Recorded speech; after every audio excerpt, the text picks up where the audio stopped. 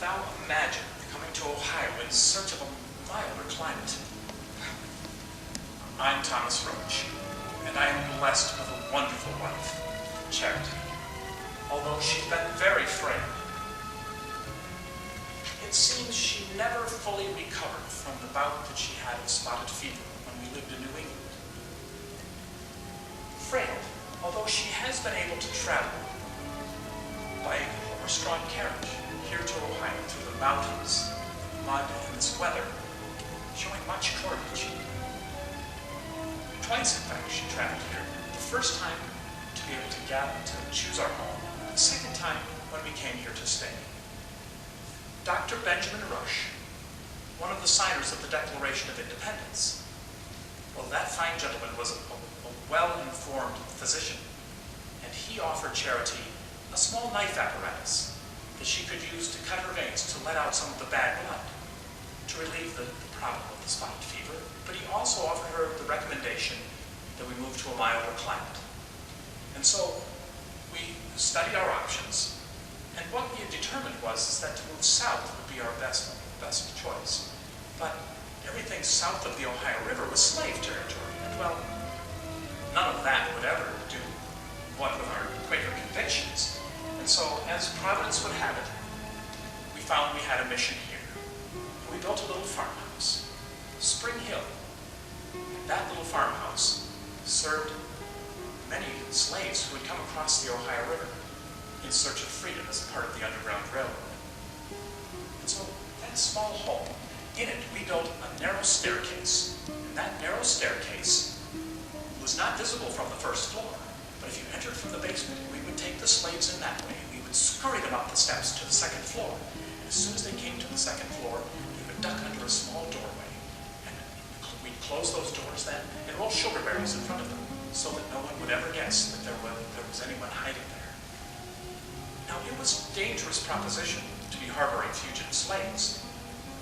So much so, in fact, there were quite a few scares. In fact, one time we had a slave trader come pounding on our door. It frightened Charity so. But I am pleased to tell you, very much so, in fact, that Charity and I never once had any slave caught while they were in our care. Now, being a fervent believer in human rights led me to help the Indians. So much so, in fact, that we traveled to Western Ohio. And while I was there at St. Mary's, I was able to work with the government representative during the signing of the treaty at St. Mary's, so that I wanted to make certain that the natives were given fair treatment as a part of that agreement. Now, life here in Ohio was quite different from the life we had in New Bedford and Hartford, Connecticut. So much so, in fact, that in Connecticut, our family had a shipping business. And that shipping business, well, hast thou heard of the Boston Tea Party?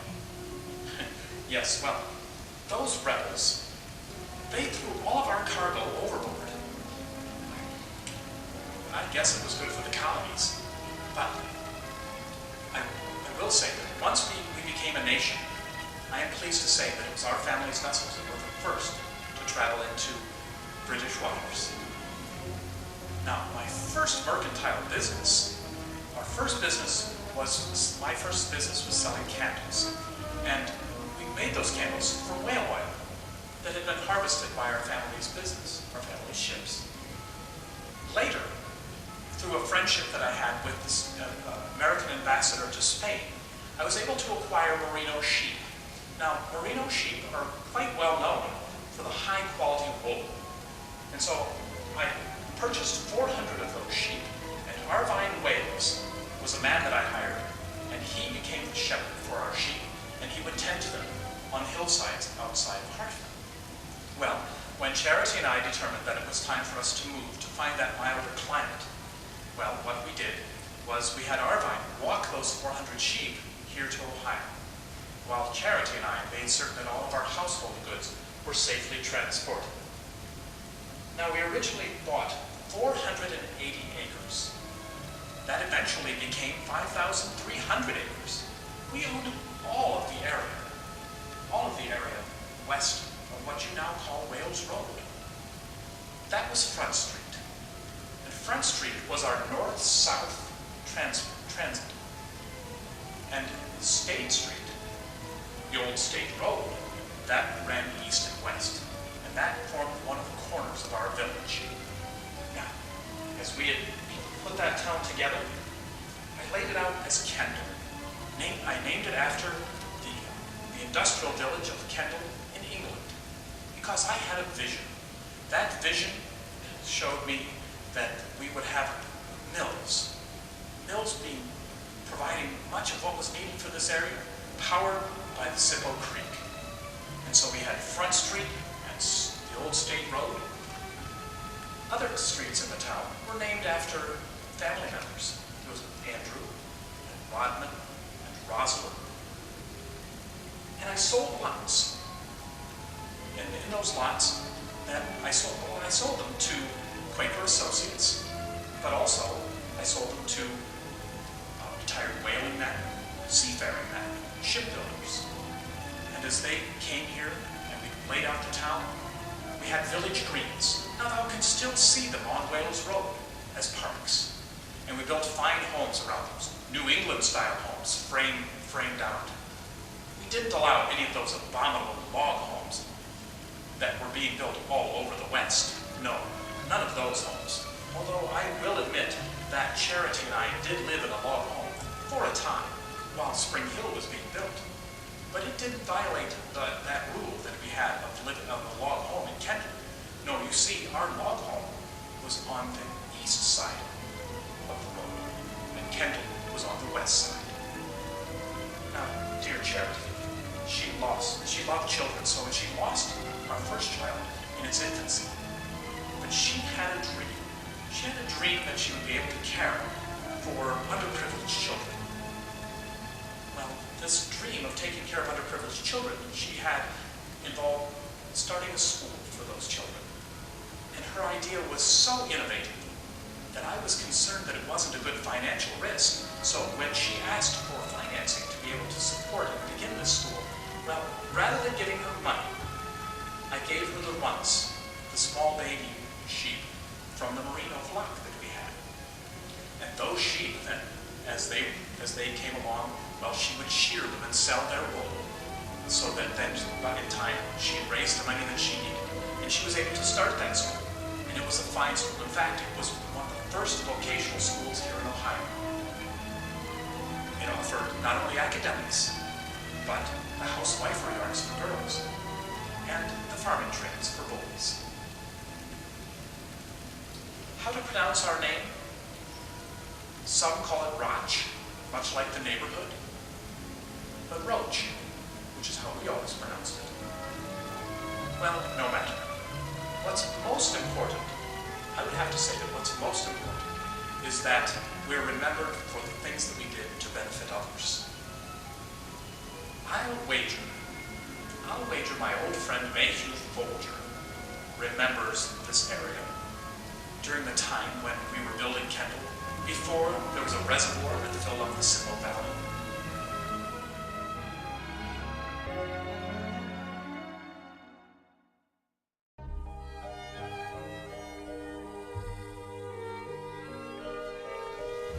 Well, here I am in Ohio. Far cry from my first home that Mary Joy, my wife, and I established in Nantucket. Well, Mary Joy made the home. I was always off sailing the seven seas. Mayhew Folger at your service. Perhaps you've heard of my cousin, Benjamin Franklin. The adventure of the ocean is in my heart, and salt water courses through my veins. Why, I have circumnavigated the globe 3 times in my lovely little ship, the Topaz. She is brig-rigged, clean lines, and a very fine sailor. She appears to be a whaling ship, but I used her to search for the valuable seal skins. My most adventurous voyage was my last one. We set sail out of Boston Harbor early in the spring of 1807. Set course south by southeast, headed for Cape Horn. Once we rounded the Cape into the vast Pacific, we headed for a small island about halfway between New Zealand and the coast of South America. Pitcairn. Pitcairn was the island's name. I expected to find a 2-square-mile island covered with seal, enough to make the arduous trip worth its rigors. But we found far more than seal on Pitcairn, I'll tell you that. We were greeted with the last surviving mutineer of the mutiny on the Bounty. You've heard of that, I'm sure. It happened in 1789. Old Fletcher Christian and the most of the crew turned against the vile Captain Bligh, and set he and several of his loyal compatriots adrift in the longboat, while they took the Bounty and went to Pitcairn and set up a hiding place from the Royal Navy. Mutiny. Mutiny is the fear of all sea captains. I tried to be a fair man, so I had little to fear from my crew. But I should have feared for all of us on this last voyage. You see, once we left Pitcairn, we set sail for the South American coast and put into the port of Valparaiso for provisions. Well, the governor of Valparaiso threw us all in prison, and there we languished for several months until a new governor came from Spain and set us free. Well, we got off with little harm, though we were much troubled. And I lost a prized possession in Valparaiso. Well, you see, when I had been at Pitcairn Island, I had traded a small, lovely silk handkerchief for a chronometer. Well, a chronometer is a timepiece used in navigation. And this particular chronometer was used by the famous Captain Cook when he explored the vast Pacific in 1776. And then, 13 years later, why, old Captain Bligh, of the Royal Navy too, used that very same chronometer aboard the Bounty. And when he was set adrift, why, the mutineers kept the chronometer and took it with them to Pitcairn. And there I traded it for it, a fine silk handkerchief. Well, in Valparaiso, why, the governor took that chronometer from me, and I have nothing to show for my fine silk handkerchief. I have since heard that justice has been served, and the chronometer has found its right place in a British museum. Well, once I returned from that voyage, Mary Joy, my wife, begged and pleaded with me to give up the sea. And I gave in. And I must say that spending some time in a South American prison had something to do with that decision. But I told Mary Joy, if we are to give up the sea and move, we must go far, far from the sea, so that I cannot smell the salt air, nor hear the stories of adventure from my seafaring compatriots. As it was, we knew a fine Quaker couple who was moving to the Ohio country and had founded a little village of Kendall. So Mary Joy and I decided to join that couple. Thomas and Charity Rotch were their name. Thomas was a fine man, and a very good friend.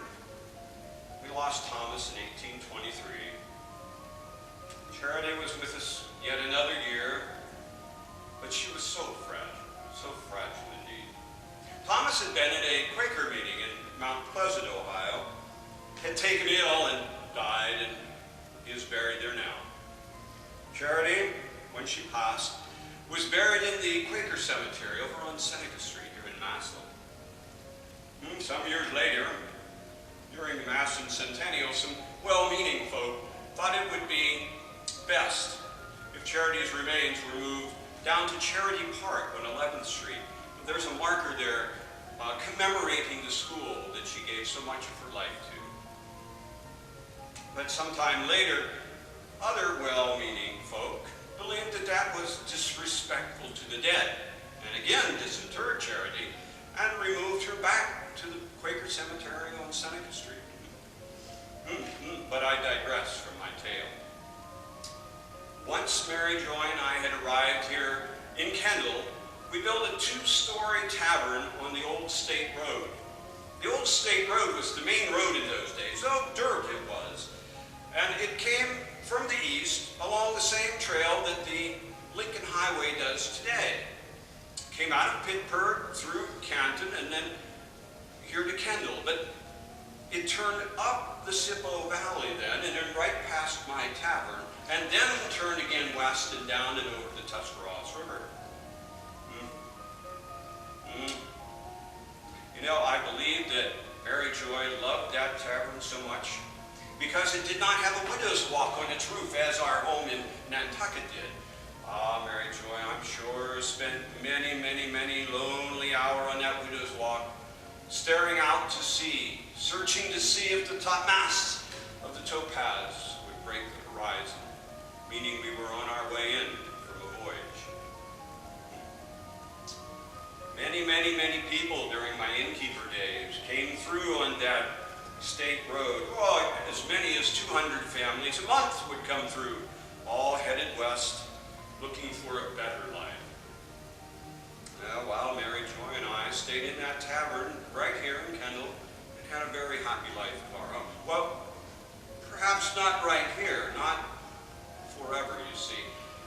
It wasn't long, but an energetic young man came through, a man by the name of James Duncan, and he stayed at my tavern. And one evening, Thomas Rotch and I sat in the tavern and explained to James Duncan all the beautiful and wonderful opportunities that existed here in this Ohio Valley. Well, it wasn't long before James came back from the east again and purchased land not 2 miles from Kendall, down along the Tuscarawas River, and founded the city of Massillon. Well, I had to join his venture, you see. So, Mary Joy and I, again, moved down to James Duncan's town. We built a second house in town, down on what is now South Erie Street, and we did that in 1826. We turned half of that house into an inn, and James asked if I would be the first postmaster for the city of Massillon, and I agreed to do so, and ran the mail service out of half of the inn. Well, it wasn't but 2 years until the Ohio and Erie Canal was finished through the city of Massillon, and business picked up considerably at the inn. What with people coming in on the canal packets and all the farmers bringing their wheat into town to the new warehouses along the canal. You see, those warehouse owners were paying cash for the wheat, and all those farmers needed that cash, and they came from miles around to sell their wheat to those warehouses and get that cash. Well, while they were in town, they spent a great deal of that cash in Massillon. And now that I think of it, that is when the city of Massillon began to grow and prosper for the first time. Indeed. And I might add that though the ocean and the canal have very few things in common other than they are both wet, I had to take the opportunity to renew my connection, as tenuous though they were, to navigation. You see, James Duncan asked if I would serve as the first toll collector for the port of Massillon, and I readily agreed.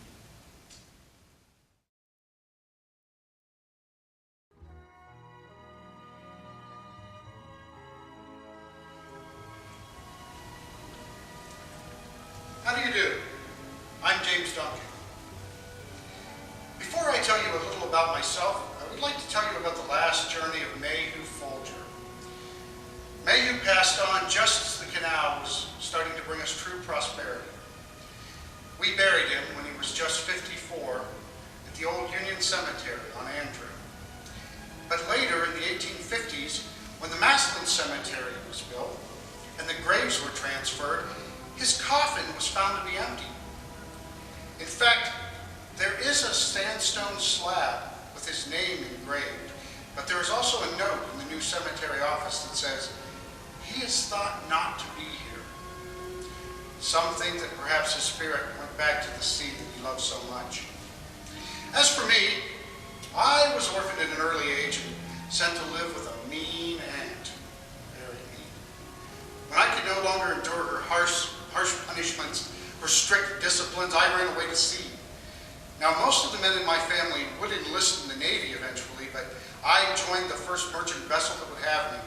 I worked hard, I rose quickly through the ranks, and I also learned to encourage my shipmates to like me as well by giving them my portions of the rum that was allocated. But then the War of 1812 came and it stagnated shipping, so I sought adventures on land. In 1815, on horseback, I arrived in the village of Kendal.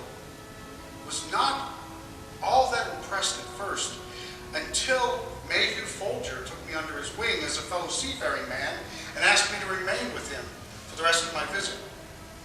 At his tavern, he and Thomas Rotch persuaded me to purchase land on the east bank of the Tuscarawas, as well as some of his own land, some of Mayhew's land on the plains, an area that today has the Massillon Cemetery and the Massillon State Hospital.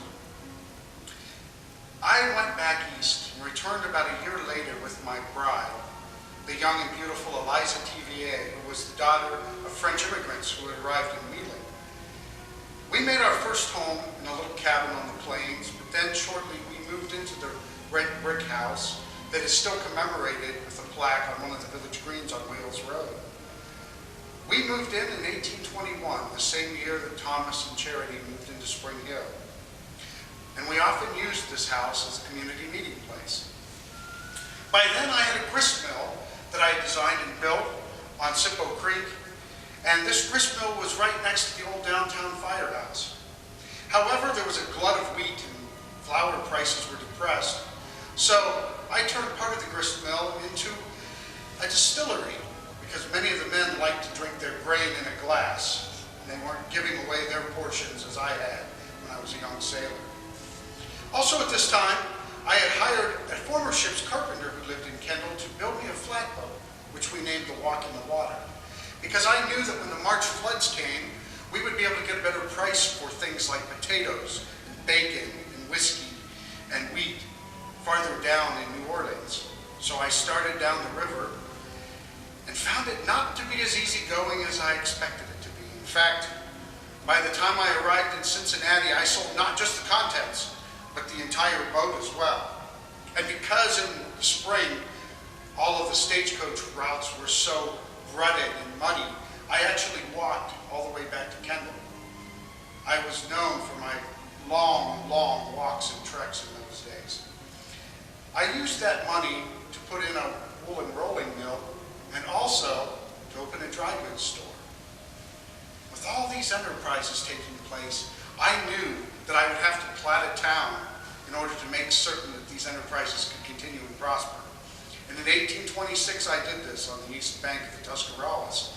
My wife, Eliza, named it for Bishop Jean-Baptiste Massillon, who was of the court of Louis XIV, because she had loved to read his powerful sermons in her native language in small leather-bound books. Also at this time, I was able to persuade the government to move the state road closer to my mill. It's what you now know as Lincoln Way. And I set aside an acre in the center of town for a park and lot number 4 for the Episcopal Church. I also opened an iron rolling mill on Sippo Creek and founded the Bank of Massillon.